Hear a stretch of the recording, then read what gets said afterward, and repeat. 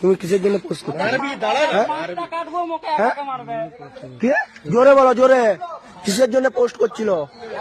কারণটা কি সেটা বল। কেউ তোমাকে জোর করেছিল? কেউ করেনি। তোমার সাথে কজন ছিল? আর তোমার সাথে কজন ছিল?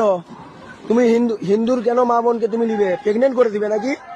তোর কত বড় সাহস তুই হিন্দুকে তুলবি? হ্যাঁ, তোর কত গাড়ে দম আছে? ক্যামেরাটা ধরতো। তোর কত গাড়ে দম আছে? তুই হিন্দুকে তুলে রেপ করবি? কত গাড়ে দম হয়ে গেছে? সবকে নাকি প্রেগনেন্ট করে দিব তুমি? প্রেগনেন্ট বলে ঢুকে দেবো।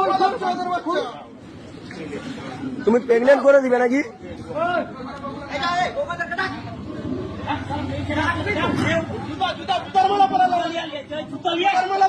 দিয়ে পুরা বাজার ঘুরা, পুরা বাজার ঘুরা। তোমার কান ধরে থাক, কান ধরে থাক, কান ধরে থাক, ভালো করে কান ধরে থাক। হ্যাঁ, ওর কোন থাক।